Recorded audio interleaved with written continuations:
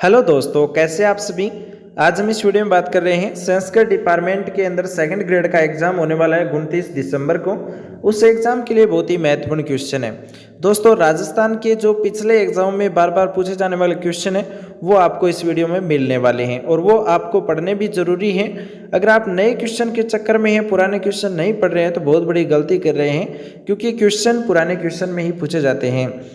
तो आज का जो पहला क्वेश्चन है वो है राजस्थान महिला परिषद की स्थापना उदयपुर में 1947 में किसके द्वारा की गई थी। क्वेश्चन क्या पूछ रहा है कि राजस्थान महिला जो परिषद बनाया गया था, स्थापना की गई थी उदयपुर में 1947 में, उसकी स्थापना किसने की थी। यह क्वेश्चन सीईटी एग्जाम 23 में, वनरक्षक 22 में, लेब असिस्टेंट 2022 में क्वेश्चन पूछा है।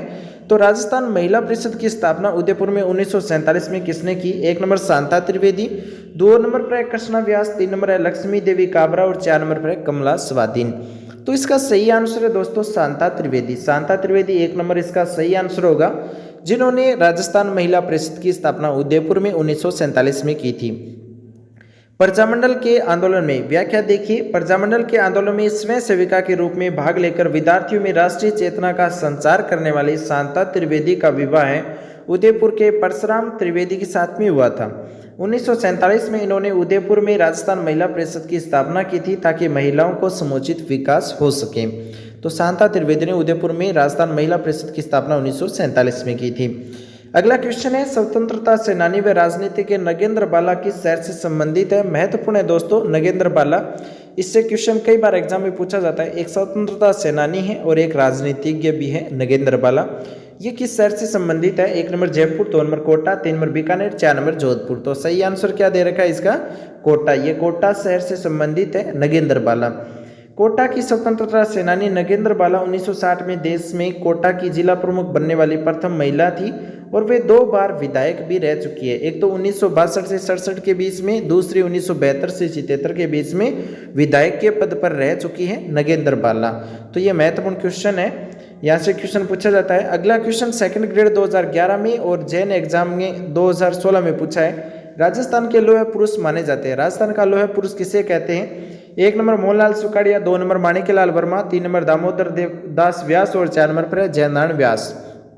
तो इसका सही आंसर क्या है दोस्तों, दामोदर दास व्यास है। इन्हें राजस्थान का लोह पुरुष कहते हैं। ये छोटी क्लासों में भी बताया जाता है कि राजस्थान का लोह पुरुष कौन है, दामोदर दास व्यास। मालपुरा टोंक में जन्मे दामोदर दास व्यास को राजस्थान का लौह पुरुष कहा जाता है। उन्होंने 1967 के विधानसभा चुनाव में जयपुर राजघराने की महारानी गायत्री देवी को 15,000 मतों से हराया था। ठीक है, उसके बाद में अगला क्वेश्चन देखो। राजस्थान की स्वतंत्रता आंदोलनकारी महिलाओं को हमें सम्मिलित करना है। आरएस 2013 में ये क्वेश्चन पूछा है। तो सावित्री देवी भाटी है, ये किस शहर से संबंधित थी, जोधपुर से। भगवती देवी उदयपुर से संबंधित थी। लक्ष्मी देवी आचार्य बीकानेर से और कुमारी कुसुम गुप्ता है, ये कोटा शहर से संबंधित थी। तो इस तरह से इसका मिलान सही होता है 3 नंबर ऑप्शन। ठीक है, 3 नंबर ऑप्शन इसका सही होगा। उसके बाद में अगला क्वेश्चन देखो, कौन फड़वाचक से संबंधित है। फड़वाचक से कौन संबंधित है। थर्ड ग्रेड 2023 में क्वेश्चन पूछा है लेवल 1 में। कौन फड़वाचक से संबंधित है। 1 नंबर भोपे, 2 नंबर कालबेलिया, 3 नंबर बंजारे, 4 नंबर पर है सरगड़े। तो भोपे हैं वो फड़वाचक से संबंधित है। 1 नंबर ऑप्शन सही होगा। फड़ का वाचन भोपे करते हैं, 1 नंबर ऑप्शन सही होगा। अगला क्वेश्चन है राजस्थान का कौन सा जिला है जो फड़ चित्रांकन के लिए प्रसिद्ध है। फड़ चित्रांकन के लिए कौन सा जिला प्रसिद्ध है। 1 नंबर शाहपुरा भीलवाड़ा, 2 नंबर जयपुर, 3 नंबर कोटा, 4 नंबर प्रतापगढ़। तो इसका सही आंसर है दोस्तों शाहपुरा भीलवाड़ा है, वो एक फड़ चित्रांकन के लिए प्रसिद्ध है।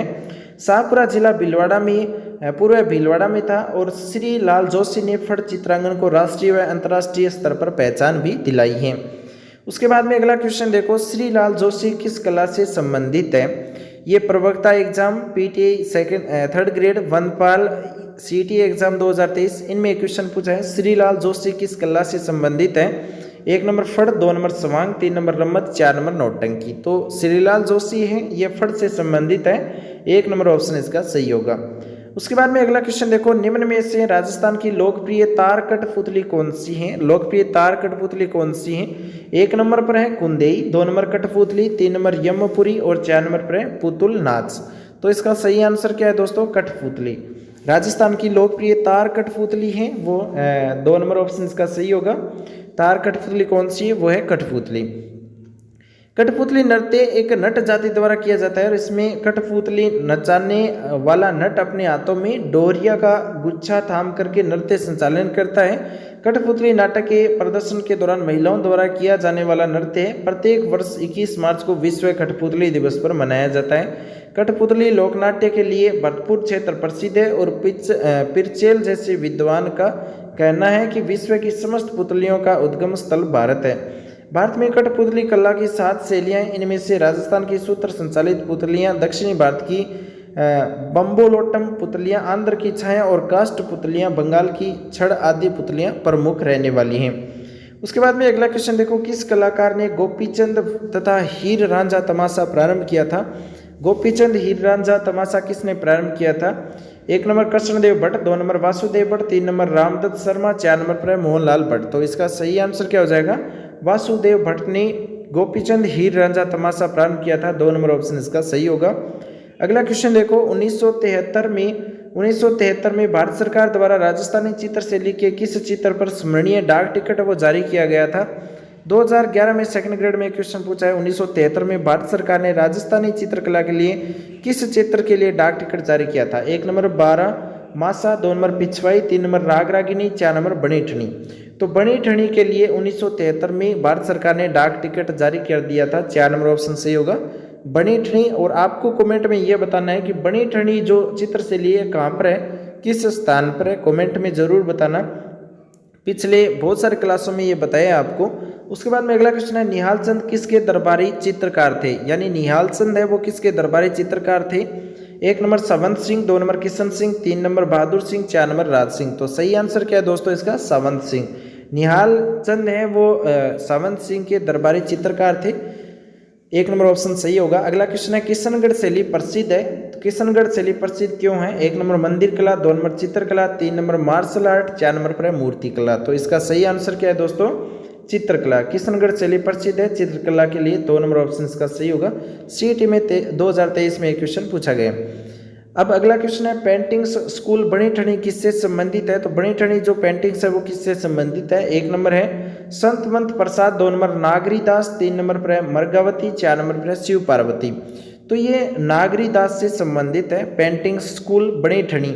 ये कांस्टेबल 2024 में एग्जाम में पूछा है जून में कि पेंटिंग स्कूल बनी ठनी किससे संबंधित है? तो नागरी दास से संबंधित है। 2 नंबर ऑप्शन इसका सही होगा।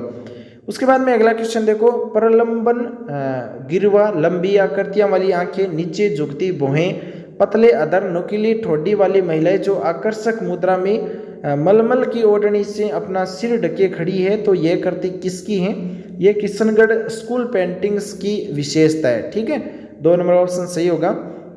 इसकी व्याख्या देखो, रागमाला, भगवत पुराण, रामायण, आर्ष रामायण, मेवाड़ शैली, बनी ठनी और कृष्ण लीला, दीपावली आदि चित्र किशनगढ़ शैली के हैं। और अद्भुत नगरी, सौंदर्य, लंबा चेहरा, नुकीली नाक, पतली कमर इसकी प्रमुख विशेषता है। इस शैली में प्राकृतिक दृश्यों के अंतर्गत झील, हंस, बत्तख तथा केले के वृक्ष का अधिकता से प्रयोग किया गया है। तो ये महत्वपूर्ण विशेषता है इसकी। किशनगढ़ पेंटिंग शैली में मुख्य रूप से कौन से पेड़ पर प्रकाश डाला गया है? तो किशनगढ़ पेंटिंग्स बनाई गई थी, उसमें कौन से पेड़ पर प्रकाश डाला गया है? 1 नंबर केला, 2 नंबर अनार, 3 नंबर नारंगी, 4 नंबर सेव। तो केले के पेड़ पर इसकी अधिक जो इसके महत्वपूर्ण जो प्रकाश डाला गया है वो केले के पेड़ पर डाला गया है किशनगढ़ पेंटिंग शैली में। उसके बाद में दोस्तों अगला क्वेश्चन महत्वपूर्ण क्वेश्चन रहने वाला है, भरतपुर प्रजामंडल निर्माण की घोषणा किस स्थान पर हुई थी? तो भरतपुर जो प्रजामंडल है उसकी निर्माण की जो घोषणा है वो किस स्थान पर हुई थी? 1 number Bhusawar, 2 number Rewari, 3 number Agra और 4 नंबर पर है बयाना। तो भरतपुर प्रजामंडल निर्माण की घोषणा रेवाड़ी में हुई थी। 2 नंबर ऑप्शन सही होगा, रेवाड़ी। नवंबर 1928 में भरतपुर राज्य प्रजा संघ की स्थापना कर गोपी लाल यादव को इसका अध्यक्ष व देशराज को सचिव बनाया गया था। 4 मार्च 1938 को श्री किशन लाल जोशी के प्रयासों से रेवाड़ी हरियाणा में भरतपुर प्रजामंडल की स्थापना की गई थी। इसके अध्यक्ष गोपीलाल यादव एवं उपाध्यक्ष ठाकुर देशराज थे। रवती शरण शर्मा को बनाया गया था और 23 दिसंबर 1939 को भरतपुर प्रजामंडल का नाम बदल करके भरतपुर प्रजा परिषद कर दिया गया था। उसके बाद में अगला क्वेश्चन देखो, भरतपुर प्रजामंडल का पंजीकरण करने के बाद उसका नाम बदल कर रखा गया था। भरतपुर प्रजामंडल का पंजीकरण करने के बाद उसका नाम बदलकर रखा गया था। 1 नंबर ब्रज जया समिति, 2 नंबर प्रजा परिषद, 3 नंबर भरतपुर प्रजा परिषद और 4 नंबर पर जमींदार किसान सभा। तो इसका सही आंसर क्या होगा? भरतपुर प्रजा परिषद होगा। भरतपुर प्रजामंडल का पंजीकरण करने के बाद में उसका नाम बदल करके भरतपुर प्रजा परिषद रखा गया था। अगला क्वेश्चन है, गोपीलाल यादव, ठाकुर देशराज, रेवती शरण उपाध्याय और राजस्थान के किस प्रजामंडल आंदोलन से संबंधित है? 1 नंबर पर है Bikaner, 2 number Dholpur, 3 number Bharatpur, 4 number Banswara. तो इसका सही आंसर क्या है? भरतपुर। 3 नंबर ऑप्शन इसका सही होगा। अगला क्वेश्चन है, भरतपुर राज्य प्रजा संघ की स्थापना हुई थी। भरतपुर राज्य प्रजा संघ की स्थापना कब हुई थी? 1 नंबर 1938, 2 नंबर 1928, 3 नंबर 1942, 4 नंबर पर है 1937। तो इसका सही आंसर क्या है? 1938। 2 नंबर ऑप्शन सही होगा। 1938 में भरतपुर राज्य प्रजा संघ की स्थापना हुई थी। अगला क्वेश्चन है, कौन 1938 में भरतपुर में स्थापित प्रजामंडल के अध्यक्ष बने थे? 1938 में भरतपुर में स्थापित प्रजामंडल के संस्थापक जो अध्यक्ष है वो कौन बने थे? 1 नंबर गोपीलाल यादव, 2 नंबर जयनारायण व्यास, 3 नंबर मास्टर आदेंद्र और 4 नंबर पर है जुगुल किशोर चतुर्वेदी। तो इसका सही आंसर क्या है दोस्तों? गोपीलाल यादव। 1 नंबर ऑप्शन सही होगा। उसके बाद में अगला क्वेश्चन देखो, महिला नेता जिसे भरतपुर राज्य द्वारा भरतपुर प्रजामंडल के पंजीकरण की मांग करने के कारण जेल में डाल दिया था।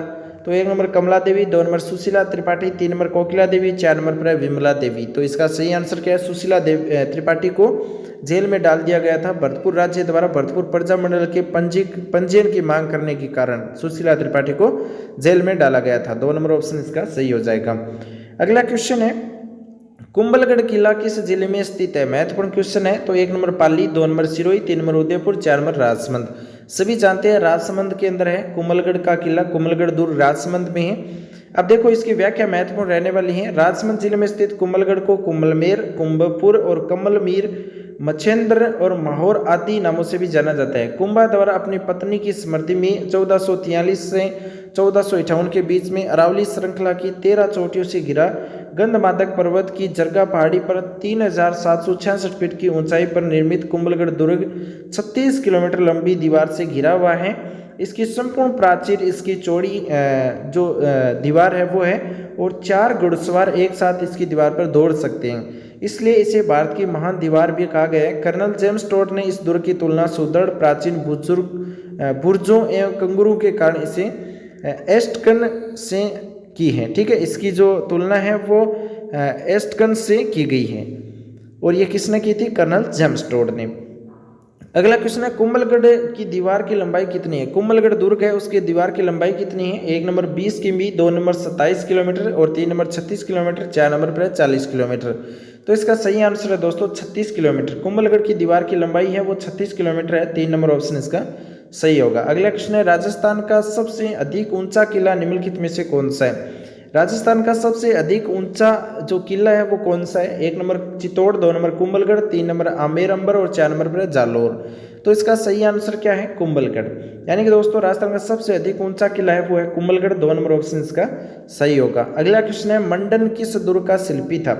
मंडन है वो एक कवि था और एक राइटर था। तो ये किस शिल्पी से संबंधित है? 1 नंबर पर Chittor, 2 number Achalgarh, 3 number Kumbhalgarh, 4 number Gagron. तो ये कुंभलगढ़ से संबंधित था। ठीक है, इन्होंने एक कारीगर था ये मंडन, जो इन्होंने कुंभलगढ़ दुर्ग बनाया था। कुंभलगढ़ दुर्ग कुंभा द्वारा अपनी पत्नी की स्मृति में जरगा पहाड़ी पर शिल्पकार मंडन द्वारा निर्मित करवाया गया था। अगला क्वेश्चन है, कुंभलगढ़ दुर्ग के प्रमुख शिल्पी कौन थे? महत्वपूर्ण क्वेश्चन है, कई बार एग्जाम में पूछा है। कुंभलगढ़ दुर्ग के महत्वपूर्ण शिल्पी अभी हमने देखा था मंडन था। 2 नंबर ऑप्शन पर दे रखा है मंडन, जो इसका सही आंसर हो जाएगा। अगला क्वेश्चन है, कटारगढ़ दुर्ग का हिस्सा है। कटारगढ़ दुर्ग का हिस्सा कौन सा है? 1 number Chittorgarh, 2 number Gagron, 3 number Kumbhalgarh, 4 number Achalgarh. तो इसका सही आंसर क्या हो जाएगा? कुंभलगढ़ है वो कटारगढ़ दुर्ग का एक हिस्सा है। 3 नंबर ऑप्शन इसका सही होगा। अगला क्वेश्चन है, संकट काल में मेवाड़ राजाओं की शरणस्थली कुंभलगढ़ के दुर्ग में प्रमुख विशेषता, इसमें एक और दुर्ग गढ़ के सबसे ऊपरी भाग में स्थित है जो सीधी चढ़ाई के कारण कटारगढ़ कहलाता है। इस किले की ऊंचाई के बारे में अब्दुल फजल ने आईने अकबरी में लिखा कि ये इतनी बुलंद पर बना हुआ है कि नीचे से ऊपर की ओर देखने पर सिर की पगड़ी गिर जाती है। यह अंत दुर्ग मेवाड़ की आंख कहलाता है। इसी अंत दुर्ग में महाराणा प्रताप का जन्म हुआ था। कटारगढ़ कुंभा का निवास स्थान है और उदा ने यही मामादेव के कुंड के निकट कुंभा की हत्या की थी। ठीक है, तो ये महत्वपूर्ण व्याख्या। उसके बाद में अगला क्वेश्चन देखो, अबुल फजल ने किस दुर्ग के बारे में लिखा कि ये इतनी ऊंचाई पर स्थित है कि नीचे से ऊपर देखने पर सिर की पगड़ी गिर जाती है। सेकंड ग्रेड 2018 में क्वेश्चन पूछा गया है। तो अभी हमने देखा था व्याख्या में, कुंभलगढ़ ऐसा दुर्ग है जिसको हम नीचे खड़े होकर के ऊपर की ओर देखते हैं तो सिर की पगड़ी गिर जाती है। ये एक कहावत है, इतना ऊंचाई पर स्थित है, इसलिए कुंभलगढ़ दुर्ग महत्वपूर्ण रहेगा। इसका सही आंसर 2 नंबर ऑप्शन होगा, कुंभलगढ़। अगला क्वेश्चन देखो, संकट काल में कौन सा दुर्ग मेवाड़ के राज परिवार का आश्रय स्थल रहा है? संकट काल में कौन सा दुर्ग है जो मेवाड़ के राज परिवार का आश्रय स्थल रहा है? सेकंड ग्रेड 2022 में क्वेश्चन पूछा है। तो 1 नंबर कुंभलगढ़, 2 नंबर मचान, 3 नंबर अचलगढ़, 4 नंबर बसंती। तो कुंभलगढ़ दुर्ग है वो संकट काल में एक कुंभलगढ़ एक ऐसा दुर्ग है जो मेवाड़ के राज परिवार का आश्रय स्थल रहा है। तो आपने इतिहास में देखा होगा कि मेवाड़ के अंदर जो बहुत सारे लोग हैं जिनको निकाल दिया गया था, और उनके अंदर जो कुंभलगढ़ है उसके अंदर उनको स्थान दिया गया था। तो ये संकट काल में भी एक महत्वपूर्ण दुर्ग रहने वाला है, कुंभलगढ़ दुर्ग राजसमंद। अगला क्वेश्चन है, राणा कुंभा की हत्या हुई थी। राणा कुंभा की हत्या किस दुर्ग में हुई थी? कुंभलगढ़ दुर्ग में। 1 नंबर ऑप्शन सही होगा। अगला क्वेश्चन देखो, जालीबाब बावड़ी और मामादेव का कुंड निम्न में से किस दुर्ग में स्थित है? महत्वपूर्ण क्वेश्चन है, कई बार एग्जाम में पूछा है। जालीबाब बावड़ी और मामादेव का कुंड निम्न में से किस दुर्ग में स्थित है? तो 1 number Chittorgarh, 2 number Gagron, 3 number Kumbhalgarh, 4 number Taragarh. तो इसका सही आंसर क्या है? कुंभलगढ़। 3 नंबर ऑप्शन इसका सही होगा। अगला क्वेश्चन है, कुंभलगढ़ दुर्ग का प्रारंभिक संस्थापक कौन था? थर्ड ग्रेड 2023 में क्वेश्चन पूछा है, कुंभलगढ़ दुर्ग का प्रारंभिक संस्थापक कौन था? 1 नंबर मानमौर्य, 2 नंबर राणा लाखा, 3 नंबर कुंवर पृथ्वीराज, 4 नंबर पर संप्रति। तो इसका सही आंसर है संप्रति। कुंभलगढ़ दुर्ग का प्रारंभिक संस्थापक था संप्रति। मौर्य शासक संप्रति अशोक का द्वितीय पुत्र था, और कुंभलगढ़ दुर्ग का प्रारंभिक संस्थापक माना जाता है संप्रति को। तो इसका सही आंसर 4 नंबर ऑप्शन सही होगा, संप्रति, कुंभलगढ़ दुर्ग का प्रारंभिक संस्थापक। तो दोस्तों, आज के क्वेश्चन आपको कैसे लगे कमेंट में जरूर बता देना। साथ ही इस वीडियो लाइक करके अपने दोस्तों के साथ शेयर जरूर करना। इसी तरह के महत्वपूर्ण क्वेश्चन आपको इसी चैनल पर मिलते रहेंगे। मिलेंगे नेक्स्ट वीडियो में नए क्वेश्चन के साथ में। Thanks for watching. आपका दिन शुभ हो।